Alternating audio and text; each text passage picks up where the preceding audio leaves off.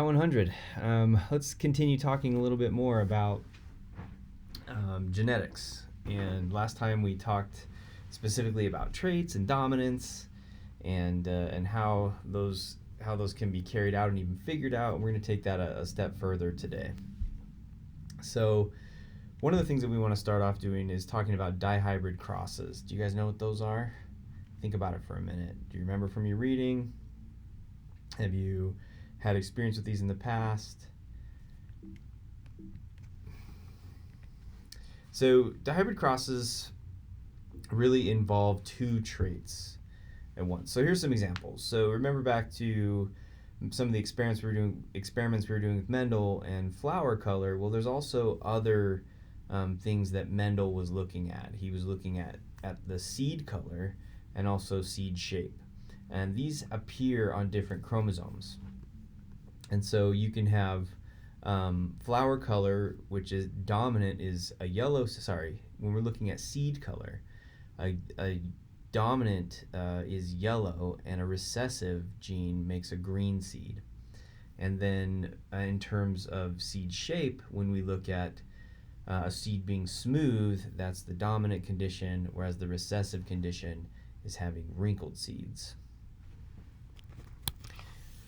And so one of the things that we're really interested in is can we figure out how many seeds will be yellow and wrinkled, or how many will be green or smooth, or how many will be green and wrinkled?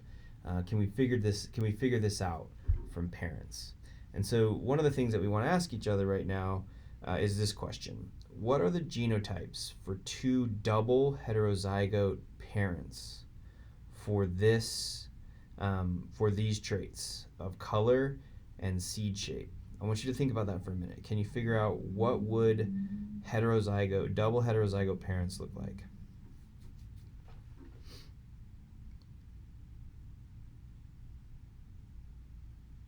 Okay, hopefully you've taken some time to think about it.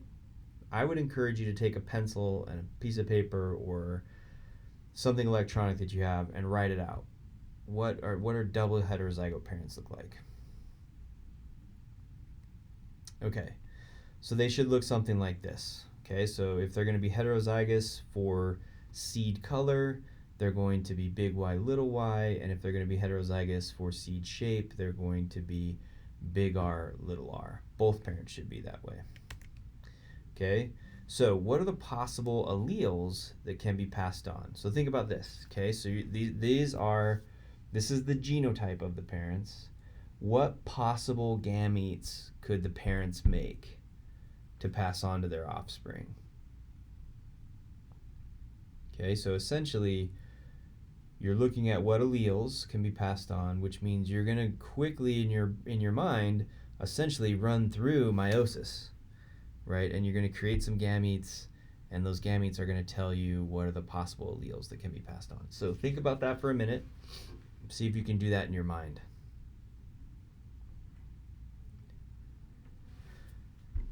Okay, so this is, if you took that for a minute and thought about it, I would encourage you to write it down. So just hit the pause button, write it down. Okay, hopefully you did that. Here are the responses. So each parent has the exact same genotype. So that means that they can only produce the exact same gametes that should possess the exact same alleles. And so when you're looking at this, you can only get yellow smooth seeds, green smooth seeds, or you can get green wrinkled seeds and yellow wrinkled seeds. So you can kind of have the gamut here, right? Because the parents are heterozygous. So dihybrid crosses are when we essentially do a large Punnett square. So this is going to be the cross a different set of parents. So let's say we have, in our example, we're going to have parent 1, which is, wish I could get my mouse to work here. It's not actually working. Parent 1, which is big Y, big R, and parent 2 with little y, and big R. Okay, so what you want to do, what are the possible gametes for parent 1 and 2? So this is kind of a rehash of what we just did. This should hopefully be a little quicker if it's making sense to you. go ahead, hit the pause button, and write out what are the potential gametes for parent 1 and for parent 2. Okay, so if we come back together, parent 1 should have the exact same gametes that we just generated, right? Because parent 1 is heterozygous for both traits, whereas parent 2 is homozygous for both traits. So actually can only make one type of gamete. So what will the gene combinations be for their offspring? Can you guys think of that? Why don't you go ahead and try and organize that into a Punnett square? What would that Punnett square look like? What would the gene combinations be for the offspring?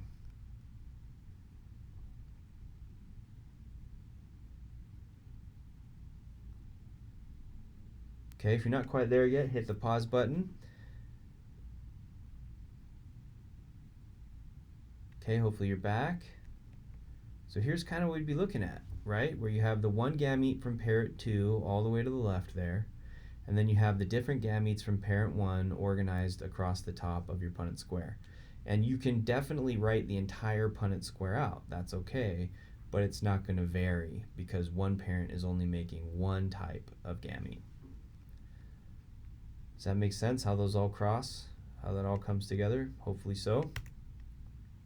Okay, so drawing a Punnett square for a dihybrid cross, that's what we're going to look at now. Okay, so gametes possible for parent 1, take a look at those. Should be getting pretty good at this one right now. Okay, so all these different combinations. Gametes possible for parent 2. Take a look at those. Okay, should be pretty familiar by now with this arrangement. Now, do a Punnett square and figure out the ratio of offspring genotypes and phenotypes. So the Punnett square should come fairly easily, right? You're going to take these allele combinations. You're going to put parent 1 across the top. Let's put parent 2 across the left-hand side of your Punnett square, and then you do the crosses. And then from this, you should be able to figure out the genotypes of the offspring and even what the phenotypes will look like. So go ahead, see if you can work that out. Hit the pause button. Come back to us only when you feel like you're done.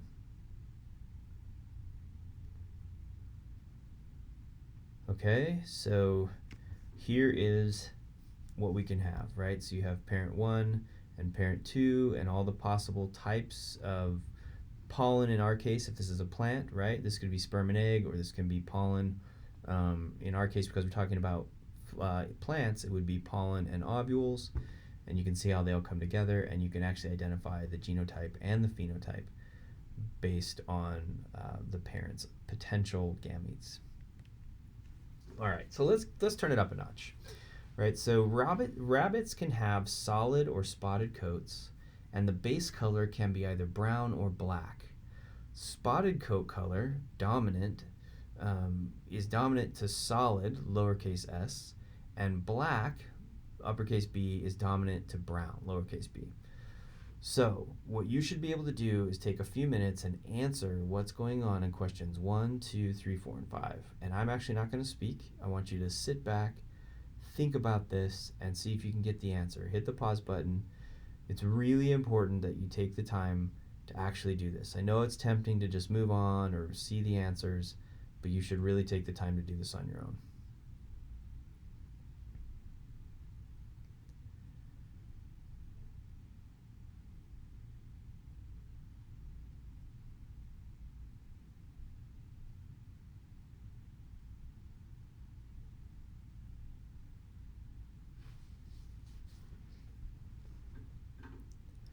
Okay, so here are some of the answers. Hopefully you're here. If you haven't answered these questions, seriously hit the pause button and go back and answer them yourself. But here we go. So what would be the genotype of a female spotted rabbit whose mother was solid black? This is what it would be. Does that make sense to you? I hope so. What would be the genotype of a male solid black rabbit whose parents were homozygous for the black allele? Should be something like that, right? And then what kinds of gametes would be produced by the spotted brown rabbit in question 1? So we're just kind of doing what we've done before. So those would be those two options.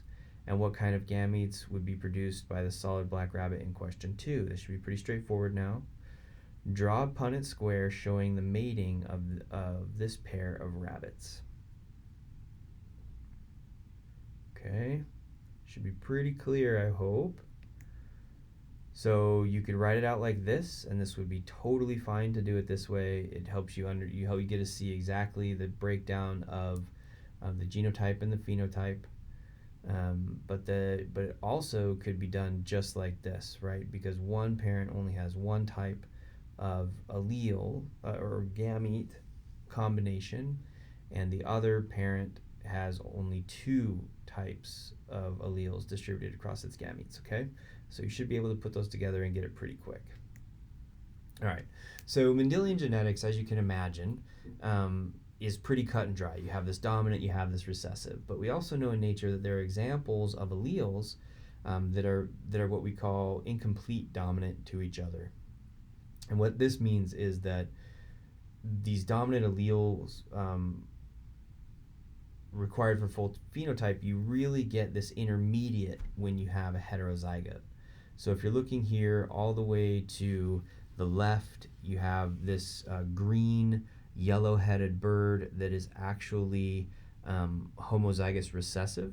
And if that bird is then crossed with the bird in the middle, which is homozygous dominant, instead of getting an entirely yellow bird, the offspring are actually that third bird in the picture, which is kind of a muddied green, yellow combination, right? And we call this incomplete dominance, and it means that you essentially get an intermediate among heterozygote individuals.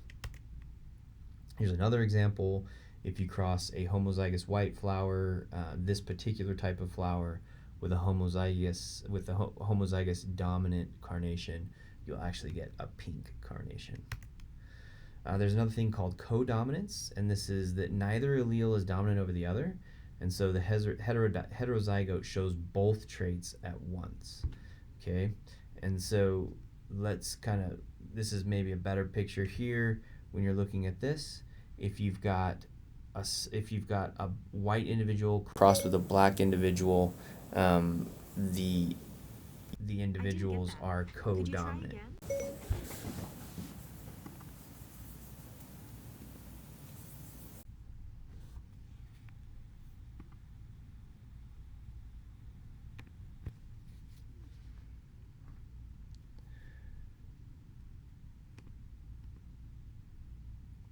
Okay, so then we have this other example here of codominance, and this is where neither allele is dominant to the other. So you get the heterozygote is actually going to show both traits at once. Now this example in plants is perhaps not great. You have a pale times a wild individual there that is dark, and you get this mottled coloration. Now it's a drawing, it doesn't show up very well, but let me show you better with this chicken example. So if you cross a white chicken with a black chicken, their offspring are essentially mottled, right? That they become speckled because they're expressing both white and black at the same time. Here's another great example. This is exactly how codominance works, right? And I hope you can look at that and see what we're trying to say. Here's another example. When we're comparing codominance and incomplete dominance, if you cross the red dominant flower with the white recessive flower, if it's incomplete dominance, you're going to get a pink flower. If it's codominance, it's going to show both white and red at the same time. Another great example are blood types. So humans are either A, B, or O.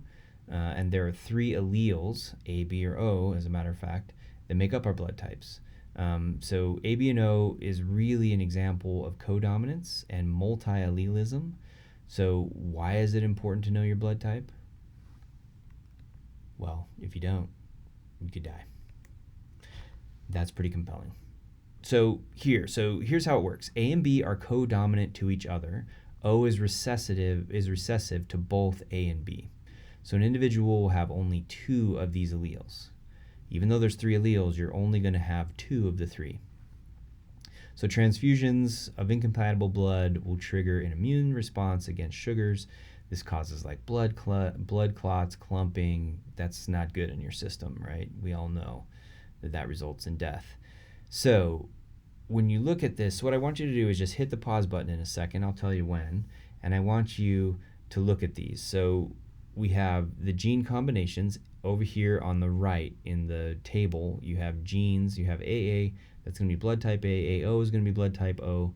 It's going to be blood type A. The blood type B is going to either be BB or BO. And AB is obviously AB. And then OO is actually blood type O. And so with what you know about A and B being codominant and Z and O being recessive to both of those alleles, I want you to fill in this table that we have here in the bottom left. Is type O, what kind of blood can type O receive? And what kind of what type of blood can type O not receive? You should be able to fill that out for each one of them. And then we'll come back together in just a minute and figure that out. So hit the pause button, fill out that table, and we'll come back together.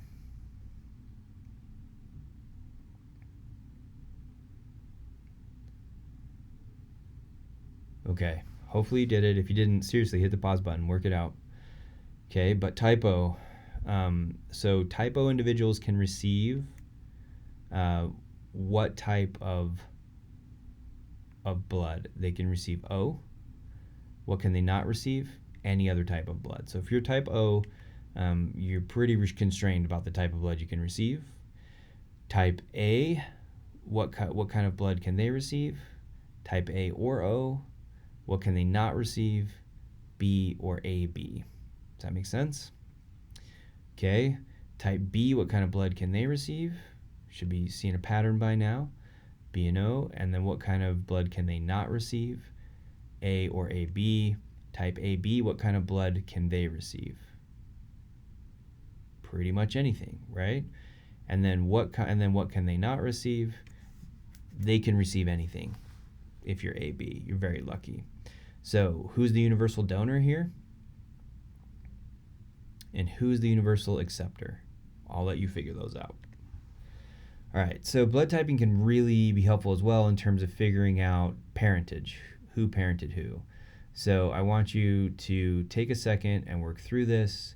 You want to look at the child's blood type and determine if the potential parents are actually the parents of the child.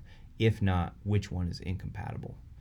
All right, so go ahead, hit the pause button, and figure out which parent could be the parent, and if the child fits in with both parents or not.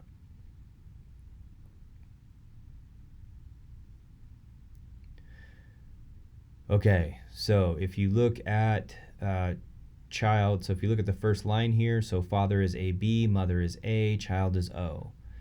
Is the blood type compatible with which parent? You can have it figured out. Okay, so the blood type is not compatible, and it's with the father. So a father who is AB cannot have a type O child. All right, so the second one here, we have type A, type B, and the child is AB. Does that make sense? Yes. A from dad and B from mom makes an AB child. And then blood type B and blood type, so blood type B for dad, blood type B for mom, and child is O. Is that compatible? Think about it for a minute. Yes, it actually is compatible because both parents have BO. So if you do the Punnett square in your mind really quickly, you figure out that about a quarter of their offspring can actually have type O blood. All right, so as we start to dig into genetics a little further, we know that humans have 22 pairs of what type of chromosome and 1 pair of what type of chromosome? Do you remember? So autosomes, 22 pairs of autosomes and 1 pair of sex chromosomes. And this is, and then as we've talked about these in the past, the chromosomes here kind of show all the genes that are there. We've shown that in the past, but in this particular figure, what we're looking at here, these are actually genes that are known to cause disease or the possibility of disease. And they're distributed across all of our chromosomes all over.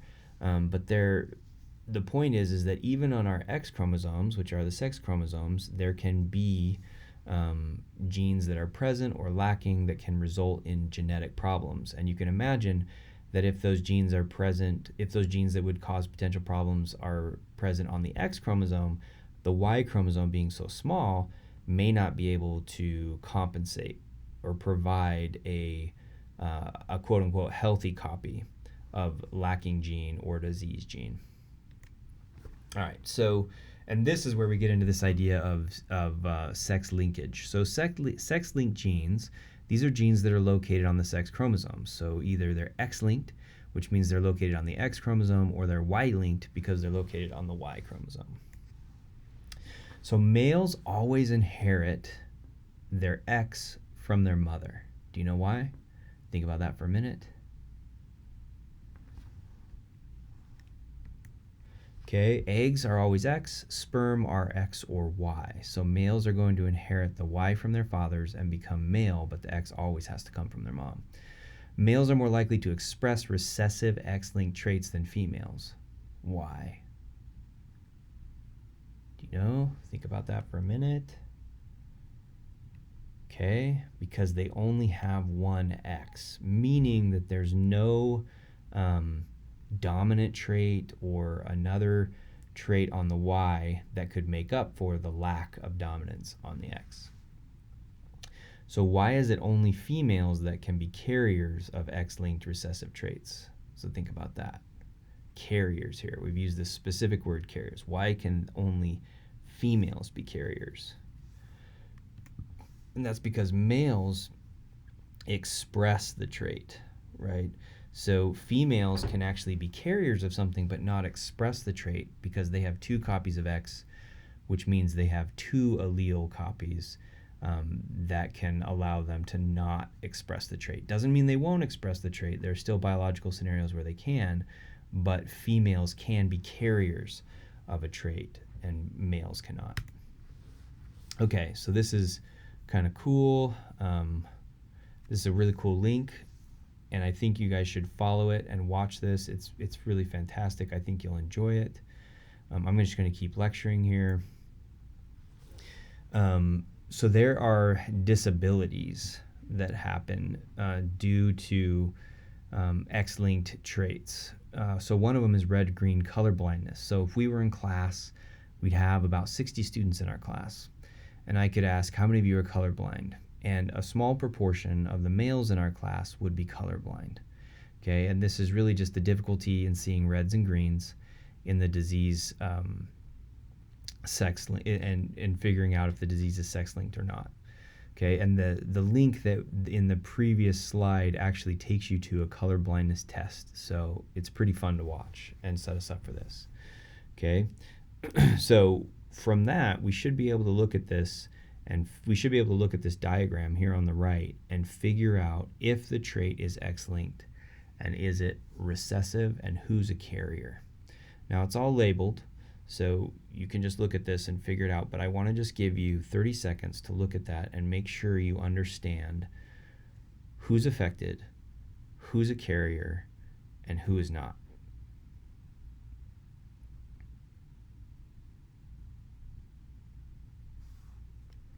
Okay, so what chromosome is it carried on?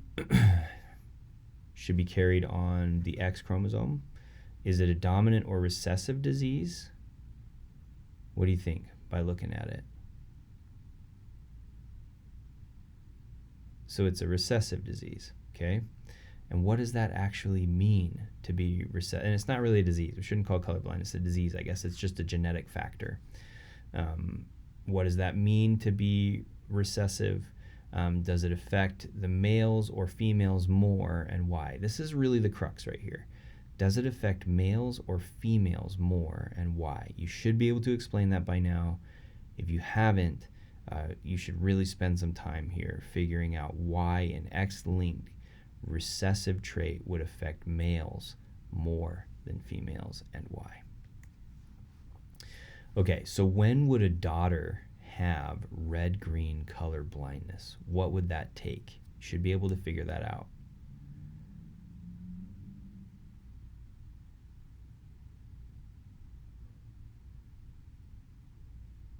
Okay, hopefully you've thought about that for a second. And I'll give you a hint. In my family, I have actually had several aunts who were colorblind. So it can happen, but how would that have to happen? That's the question. And then what I want you to do is look at these two individuals. You've got their genotypes right there. Can you work out a Punnett square for the parents at the right? Okay, see if you can sort that out. All right, so the other disease, hemophilia, it's a blood clotting disorder where you actually cannot form clots. It causes excessive bleeding, bruising. What I want you to do is look at the figure below. I want you to figure out, is the disease sex-linked, and why? How do you know that? What chromosome is it carried on? Is it dominant or a recessive disease? And again, what does that mean? And does it affect males or females more predominantly? And why? You should be able to figure it out just by looking at the Punnett squares that are happening there. Who's a carrier? Who has hemophilia? Who's unaffected? And who's affected? You should be able to answer all those questions. All right. This is a really good link that you do not want to miss. Please do click on it. And actually, you probably have to enter it into your browser. I apologize about that. But if you have the slides, you can click on it. Please do follow that link.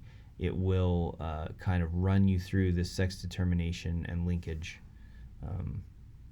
that we've been learning about. Okay, so let's kind of put our feet to the fire here.